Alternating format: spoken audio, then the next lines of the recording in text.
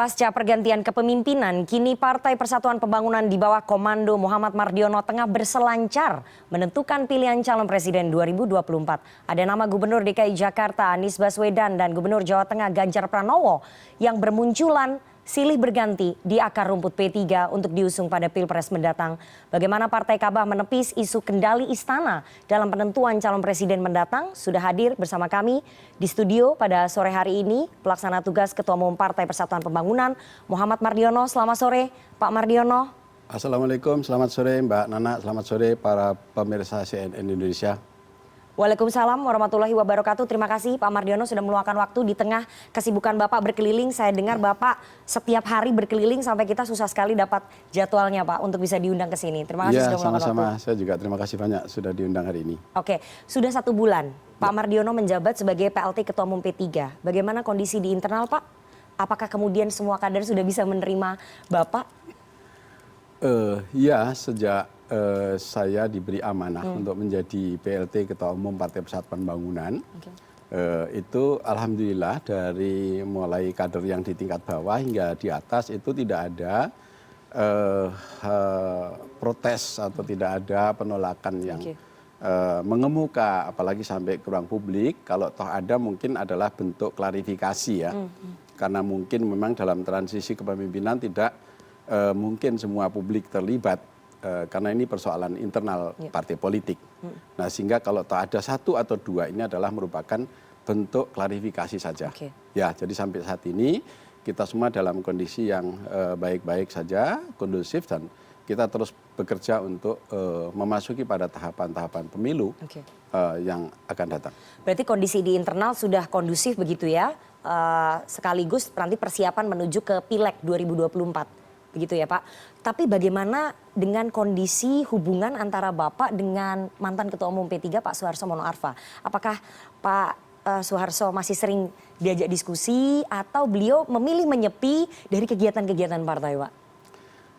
Hubungan saya dengan beliau Pak Suharto Mono Arfa baik ya, karena beliau ini adalah seorang pertama adalah senior memang di partai, kemudian beliau juga tentu sangat negarawan.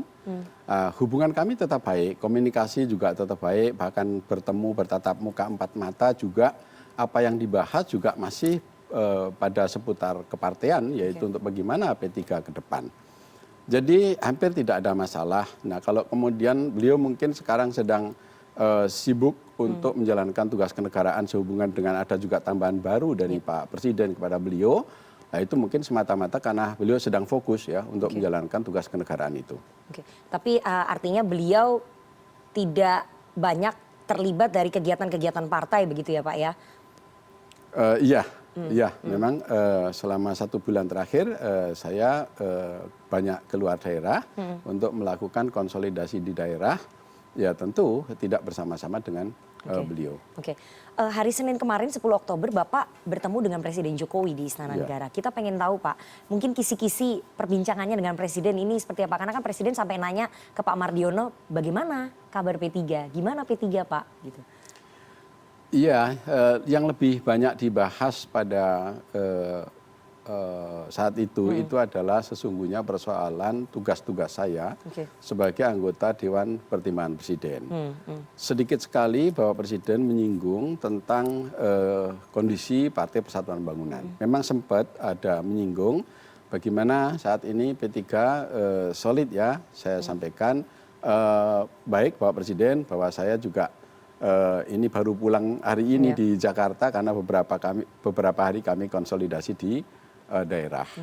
Cuman sampai sebatas itu saja. Yang lainnya adalah menyangkut dengan tugas-tugas saya.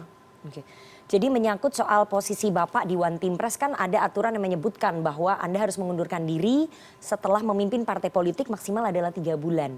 Nah yang ingin kita tanya Pak, siapa nanti yang akan didorong untuk menggantikan posisi Bapak di One Team Press?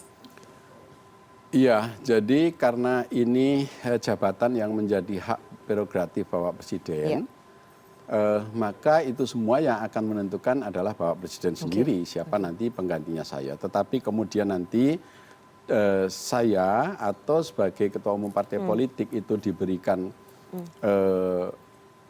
kesempatan untuk mengusulkan kader-kader mungkin atau tokoh-tokoh kami yang bisa menggantikan kami di anggota Dewan Pertimbangan Presiden, ya tentu nanti kami akan membuat usulan itu ya untuk menggantikan saya. Tetapi lagi-lagi saya menghormati, menghargai karena itu adalah hak prerogatif Bapak Presiden. Berarti namanya untuk pengganti Bapak di One Team Press sudah dikantongi sama Pak Mardiono. Nanti kalau Presiden minta baru kita kasih begitu, Pak? Iya tentu, nanti saya juga harus melakukan rapat pengurus ya. Karena di P3 itu tidak bisa kemudian kita mengambil keputusan sendiri seorang ketua umum. Karena di Partai Persatuan Pembangunan itu ada mekanisme melalui kolektif kolegial. Jadi semua keputusan ini adalah merupakan permusyawaratan yang juga mesti dibahas dengan pengurus-pengurus yang lain karena ketua umum tidak sendirian. Tapi kriteria untuk menjadi One Team Press usulan P3 itu seperti apa? Apakah harus kader senior, harus duduk di posisi ataupun jabatan kepengurusan gitu? Ya tentu kriteria yang menentukan itu adalah Bapak Presiden. Tetapi kalau boleh saya menyampaikan bahwa kan dari 9 tokoh yang ditempatkan oleh Bapak Presiden sebagai anggota Dewan Pertimbangan Presiden, itu mungkin memang yang 8 itu termasuk almarhum yang sudah wafat Pak Ariben Panigoro. Tentulah beliau orang-orang besar. Jadi yang orang kecil mungkin hanya saya saja gitu. Tapi itulah ya kearifan Bapak Presiden. Bahwa Bapak Presiden juga ingin mendengarkan ya suara-suara yang seperti orang yang berasal dari orang kecil seperti saya. Ini juga perlu untuk menjadi referensi ya untuk beliau mengambil kebijakan-kebijakan itu. Karena apa? Karena tugas Dewan Pertimbangan Presiden itu melakukan kajian dari isu-isu yang strategis, kemudian kita sampaikan sebagai nasihat dan pertimbangan kepada Pak Presiden. Oke, artinya berarti kadernya harus senior. Kalau misalnya yang 8 lainnya kan udah senior nih Pak. Paling tidak kader senior dari P3 begitu ya Pak. Ya itu kriteria utama lah. Ya tentu itu menjadi bagian. Oke. Ya. Oke. Ya. Dalam perbincangan Bapak dengan Presiden Jokowi, apakah juga membahas posisinya Pak Suharto Mono Arfa sebagai Menteri Bappenas? Tidak ada. Tidak ada bahasan untuk membahas posisi Pak Suharto sebagai Menteri Bappenas. Sama sekali tidak menyinggung hal itu. Oke. Tapi Presiden juga tidak memberikan jaminan bahwa posisinya Pak Suharto Mono Arfa akan tetap sebagai Menteri Bappenas? Saya pikir itu ya hanya bisa ditanyakan kepada Pak Presiden. Ya saya juga tidak bisa masuk ke wilayah itu ya. Karena itu menjadi wilayah kembali lagi soal hak prerogatif Presiden. Dan saya juga tidak pernah terpikir untuk misalnya apakah membuat usulan atau apa untuk menggantikan beliau, juga belum pernah berpikir itu sampai saat ini. Tapi tidak ada perbincangan soal posisinya Pak Suharto di kabinet pada saat Bapak bertemu dengan Pak Presiden ya? Tidak disinggung soal itu. Oke. Tapi kalau misalnya Bapak diminta bertukar tempat dengan Pak Suharto di kabinet untuk posisi lain, Anda bersedia nggak Pak? Saya berpikir bahwa saya karena dengan waktu yang tinggal sekitar 500 hari ini partai memerlukan perhatian khusus ya. Saya pikir untuk saya akan lebih baik banyak untuk waktu untuk mengurus partai ya. Apalagi partai kami saat ini memang dalam kondisi yang paling terkecil di parlemen ya. Kami paling bawah di parlemen sehingga memerlukan perhatian khusus. Tetapi ya tidak menjadi lemah berarti bagi para kader-kader kami. Kami tetap semangat bahwa dalam hidup ini kapan waktunya memang ada di bawah ya. Tetapi kalau roda berputar nanti pada saat di bawah nanti juga pada saatnya nanti akan kembali ke atas lagi. Tapi situasinya berat untuk P3 menurut Bapak saat ini? Ya seberat apapun harus kita perjuangkan dan memang P3 ini dilahirkan memang untuk menjadi wadah perjuangan umat.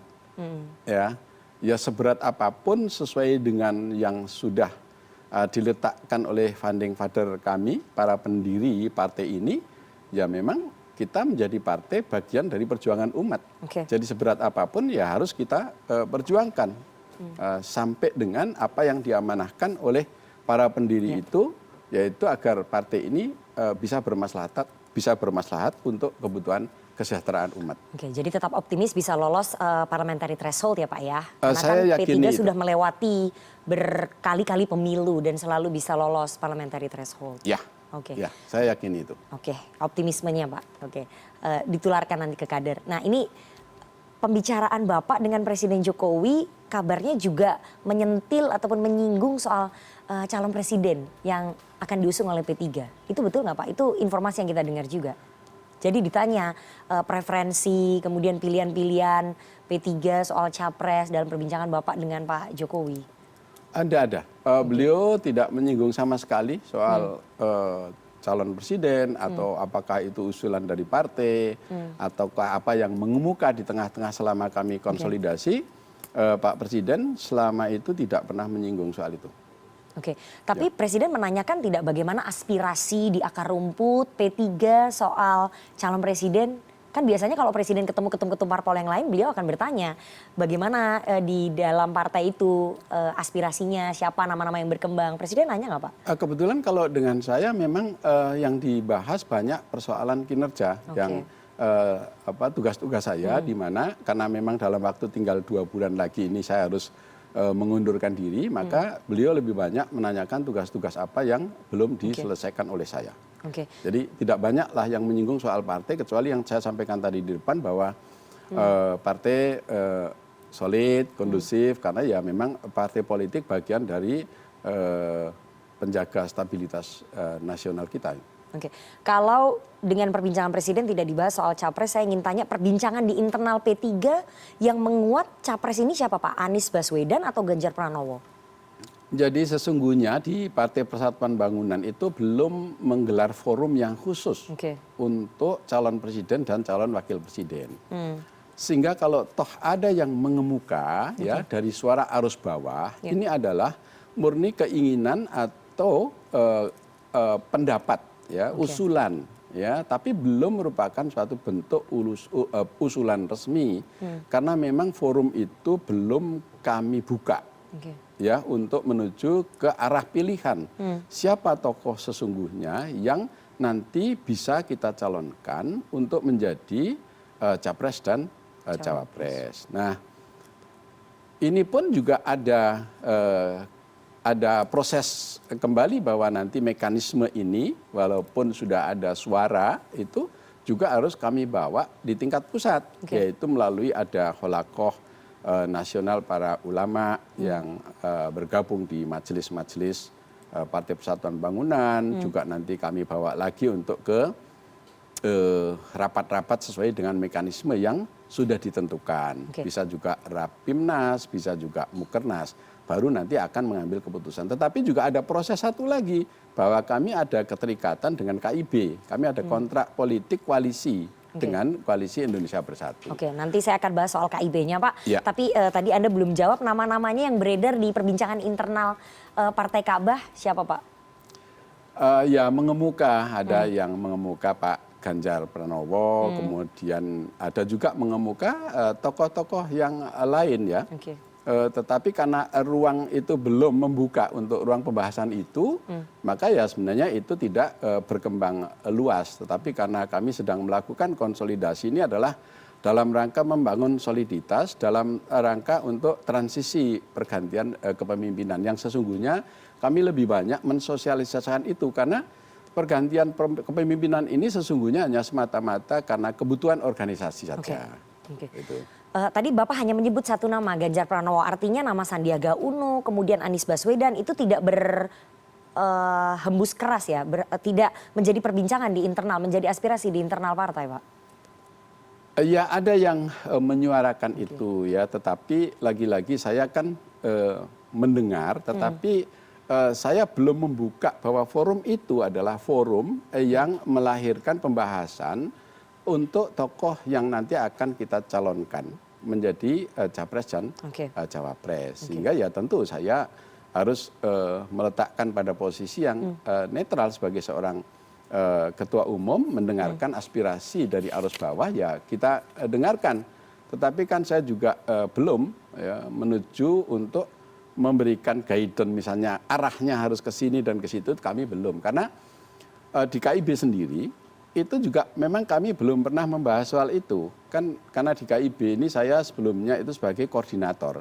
Masing-masing partai, 3 partai ini, Golkar, PAN, dan P3, itu ada koordinatornya yang mengkomunikasikan soal ide dan gagasan yang kita rangkum dalam koalisi Indonesia Bersatu itu. Oke, Pak, kabarnya Anda kaget, Anda tidak tahu pada saat Anies Baswedan datang ke acara Muskercap DPC P3 se-DKI Jakarta yang kemudian merekomendasikan Anies Baswedan sebagai capres. Jadi Pak Mardiono merasa kecolongan di situ? Oh enggak, saya tidak merasa kecolongan. Jadi saya 24 tahun saya mengabdi menjadi kader P3 ini. Memang belum pernah ada di seluruh Indonesia ini dalam acara musyawarah kerja cabang, yaitu dihadiri oleh gubernur. Jadi tingkatannya musyawarah kerja cabang itu ada di tingkat bupati dan wali kota. Jadi baru pertama ini yang kemarin. Nah di provinsi itu masuk ke tingkat daerah. Kalau P3 namanya itu tingkat wilayah. Jadi baru pada kali itu ada musyawarah kerja cabang itu dihadiri oleh gubernur. Tetapi itu merupakan penghargaan yang tinggi ya, bahwa saya di tingkat cabang itu dihadiri oleh seorang gubernur. Saya menghormati, saya menghargai itu. Artinya kami mendapatkan apresiasi yang tinggi dari seorang Pak Gubernur. Nah kemudian saya tidak tahu, memang karena kami tidak diberitahu.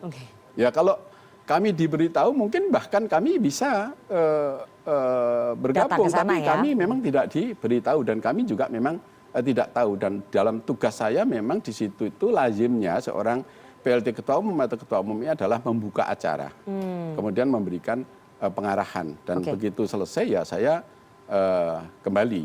Nah nanti penutupan ini akan dilakukan penutupannya oleh Ketua Wilayah. Oke, jadi Anda saat itu tidak diberitahu ya bahwa Muskercap atau Musyawarah Kerja Cabang P3 se-DKI mengundang Gubernur DKI Jakarta Anies Baswedan, dan itu baru terjadi setelah 24 tahun Anda berada di P3. Iya, saya belum pernah tahu ada musyawarah kerja cabang itu dihadiri oleh Pak Gubernur. Tetapi bukan berarti saya kecolongan ya, saya justru menghormati ya. Itu merupakan penghargaan yang tinggi buat P3 bahwa ada musyawarah kerja cabang dihadiri oleh Pak Gubernur. Ya itu tentu saya menghormati itu. Ya. Politikus senior P3 Habil Marati mengatakan ratusan kader senior akan mendeklarasikan mendukung Anies Baswedan sebagai Capres 2024 ini dalam forum Ka'bah Membangun FKM, Pak. Anda sudah dengar itu, Pak? Ya, saya pikir setiap organisasi punya mekanisme ya. Kita bukan hanya organisasi, tetapi setiap negara itu punya konstitusi. Ya, tentu Partai Persatuan Bangunan punya konstitusi, yaitu anggaran dasar dan anggaran rumah tangga. Lah ya tentu kalau kita bermain catur ini kan ada kuda jalannya kemana ya, benteng jalannya kemana. Kalau main tinju juga dia boleh mukul tapi kan di atas ring. Nanti kalau mukulnya di jalan ya nggak boleh gitu ya. Tapi Bapak udah dengar dong kalau ada kader senior yang mau mendeklarasikan itu melalui forum Ka'bah Membangun itu? Ya, saya mendengar itu tapi tidak secara langsung ya. Mungkin dari seseorang atau dari berita gitu ya, saya dengar itu. Itu aspirasi kader yang akan ditampung juga, Pak? Ya itu tapi ada mekanismenya. Jadi di P3 ini kan ada strukturnya. Jadi kalau kita bermain bola itu ya kita menjadi pemain bola, kemudian ada wasit gitu kan, ada hakim garis ya. Kemudian ada supporter ya, tentu ini jadi di tempat wilayah yang mekanisme struktur partai berbeda-beda. Jadi harus suara, ada mekanisme struktur partai itu. Jadi nggak bisa kemudian semuanya. Kan undang-undang kita itu mengamanatkan bahwa peserta pemilihan umum, peserta pemilu adalah partai politik. Ya, jadi bukan orang, bukan ormas atau bukan kelompok siapapun, tetapi adalah partai politik dan gabungan partai politik. Kan begitu bunyinya undang-undang. Nah, jadi lah di dalam setiap partai politik tentu ada mekanismenya, ya ada aturannya, ada anggaran dasar, anggaran rumah tangganya.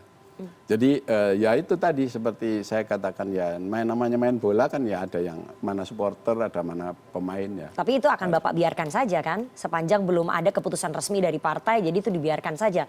Aspirasi-aspirasi dari kader senior yang ingin mendeklarasikan Anies, aspirasi-aspirasi yang ingin mendeklarasikan Ganjar Pranowo itu dibiarkan saja.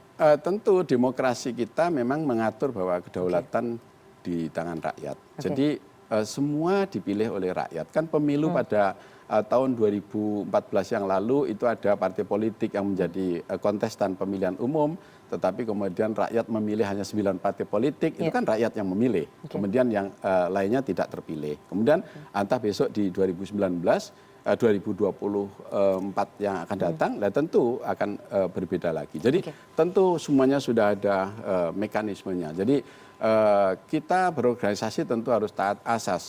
Jadi ada porsinya, ya, ada aturan mainnya. Ada aturan mainnya. Nah, Pak, informasi yang kami dapatkan bahwa penunjukan Bapak sebagai PLT Ketua Umum P3 ini berkaitan dengan sosok capres yang akan diusung oleh P3. Karena 8 bulan yang lalu Pak Suharso Mono Arfa, mantan Ketua Umum P3, pernah mengatakan di CNN Indonesia bahwa P3 kemungkinan akan mengusung Anies Baswedan. Ada aspirasi akar rumput. Saya ingin tanya, saya ingin konfirmasi, ada intervensi kekuasaan Pak di tubuh P3 untuk menentukan capres yang akan diusung pada Pilpres 2024? Sampai saat ini tidak ada tanda-tanda yang namanya intervensi dari kekuasaan. Dan P3 sudah terbiasa ya, sejak berdirinya partai ini ya, itu tidak terbiasa untuk diintervensi oleh kekuatan-kekuatan lain. Ya, kami akan berjalan sesuai dengan mekanisme partai, ya. Kemudian kami juga harus menjalankan ini sesuai dengan kehendak rakyat atau arus bawah. Yang ini nanti akan saya bawa nanti menjadi keputusan. Jadi kalau misalnya bentuknya itu apakah P3 bisa diintervensi, saya pikir tidak ya. Saya pikir tidak. Dan kemudian kalau tadi pertanyaannya Pak Suharso pada 8 bulan yang lalu di CNN ya, juga nih Pak pernyataannya membawa ini. seorang nama tokoh ya, yaitu mungkin baru sebatas pada ide dan gagasan ya, tetapi belum menjadi arah sebuah kebijakan. Saya pikir itu yang terjadi. Tapi ada informasi lagi Pak yang menyebut bahwa Pak Ganjar Pranowo, Gubernur Jawa Tengah, akan kesulitan mendapatkan tiket dari PDI Perjuangan sehingga disiapkan skoci ataupun koalisi yang siap menampung, partai yang siap menampung untuk bisa menyokong Pak Ganjar Pranowo dalam Pilpres 2024. Salah satunya adalah P3. Bapak dengar informasi itu bahwa ada skoci, salah satunya P3 sebagai skoci disiapkan untuk mengusung Pak Ganjar Pranowo? Hasil pemilu 2019 lalu itu dari 9 partai politik itu memang tidak ada yang bisa mandiri kecuali satu, yaitu PDIP. PDIP tentu bisa mencalonkan sendiri. Tetapi untuk mencalonkan presiden dan wakil presiden sesuai dengan amanat undang-undang bahwa presiden dan wakil presiden itu adalah orang yang dicalonkan oleh partai politik dan gabungan partai politik. Nah, dari yang 8 partai politik, ini kan memang tidak bisa sendiri. Karena itu merupakan satu keniscayaan bahwa partai-partai yang 8 partai politik ini pasti akan membangun koalisi dengan partai-partai yang lain. Nah, kebetulan memang Golkar, PAN, dan P3 ini termasuk yang lebih dulu ya, untuk membangun koalisi ini. Tapi tidak berarti kemudian 3 partai itu disiapkan untuk orang-orang tertentu yang tadi disebutkan sebagai skoci, sama sekali itu tidak ada. Karena selama sebelum saya menjadi PLT Ketua Umum, saya sebagai koordinator, setiap kita membahas isu-isu di dalam koalisi ini, belum pernah kita memang membahas soal capres dan cawapres. Jadi baru sebatas merangkum ide dan gagasan, kemudian kita kemas gagasan yang kita bawa dari P3 untuk bangsa ke depan, kemudian gagasan yang dibawa oleh Golkar, gagasan yang dibawa oleh PAN, ini kemudian kita satukan ya menjadi sebuah ide dan gagasan yang kita sampaikan kepada rakyat. Ini loh koalisi Indonesia Bersatu itu punya ide dan gagasan nanti untuk membangun bangsa dan negara ini ke depan. Karena Bapak udah bicara koalisi Indonesia Bersatu, ada Golkar dan PAN dan juga P3. Bicaranya gagasan dan juga narasi, tapi pasti ada saling intip Pak, nama capres yang akan diusung. Kalau dari P3 kan Bapak beberapa kali sudah menyampaikan di media bahwa aspirasi Ganjar Pranowo itu akan saya bawa nanti ke KIB, begitu ya. Tapi di satu sisi Ketua Umum Partai Golkar, Pak Erlangga Hartarto, sudah pernah mengatakan bahwa KIB tidak mungkin mendukung Ganjar Pranowo. Nanti kalau Golkar menolak bagaimana Pak? Iya kan, koalisi ini kan harus duduk bersama rendah, berdiri sama tinggi. Kan itu kumpulan gabungan partai politik. Sehingga nanti semua keputusan pasti muaranya adalah merupakan suatu keputusan bersama.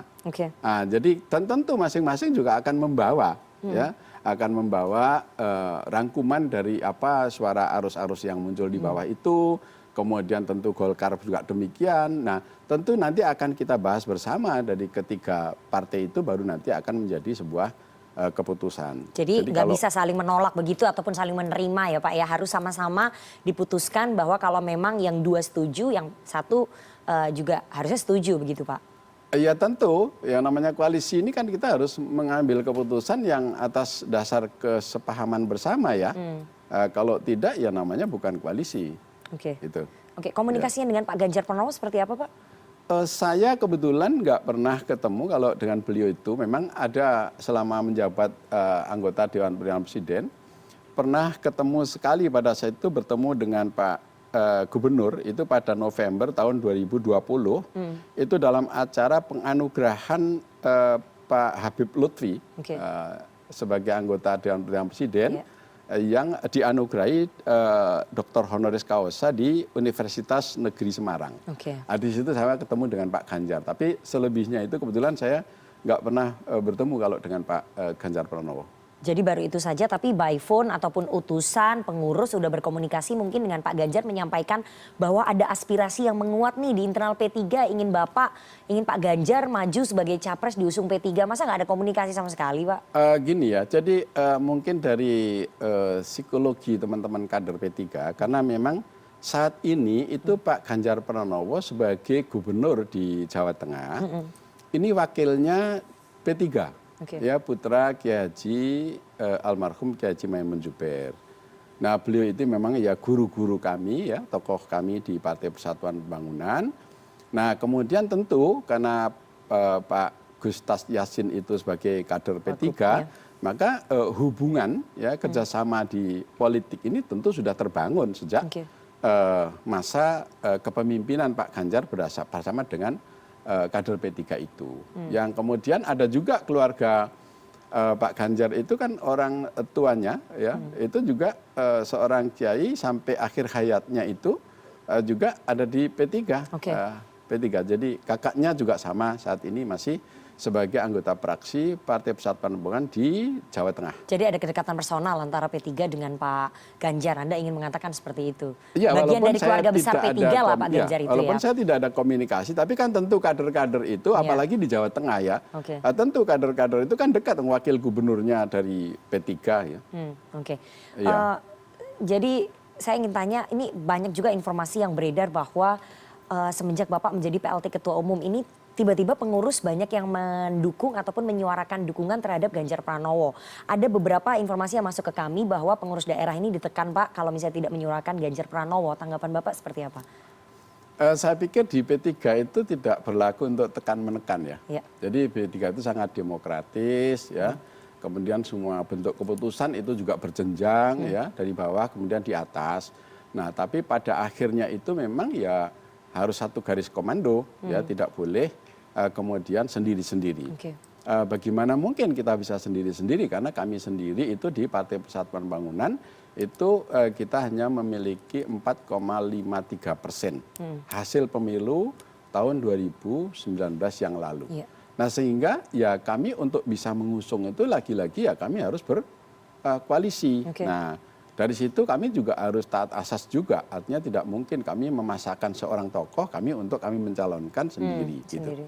Nah, itu prinsipnya kita akan taat asas itu.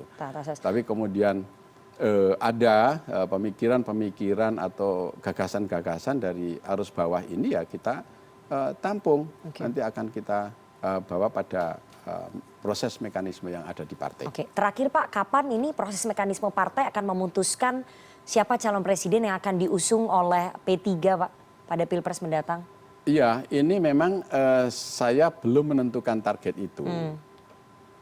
KIB juga sama, belum menentukan target itu kapan. Kita akan mengambil keputusan, memutuskan tokoh yang nanti akan kita calonkan menjadi calon presiden dan wakil presiden. Dan nanti pada saatnya nanti CNN bisa saya kabari bahwa kapan kami akan mengambil keputusan. Kabarnya itu awal tahun depan nih Pak, awal tahun 2023, acara muktamar gitu. Kalau muktamar belum ya, karena muktamar 2025 itu, berarti mukernas ya Pak? Iya bisa Mukernas, Mukernas bisa 2023 juga kemungkinan, Pak. Rapimnas. Oh, Rapimnas. Tetapi pada Rapimnas ketiga Partai Persatuan Bangunan itu juga sudah ada keputusan bahwa di mana nanti pada pencalonan presiden dan wakil presiden itu diberikan mandat oleh daerah untuk DPP itu bisa mengambil keputusan. Tetapi DPP tidak akan mengambil keputusan itu, nanti kita juga akan mengkaji kembali nanti bagaimana suara-suara arus bawah itu. Nah, termasuk sekarang yang bermunculan ini adalah merupakan suatu bentuk pembelajaran demokrasi yang semakin baik di Partai Persatuan Pembangunan.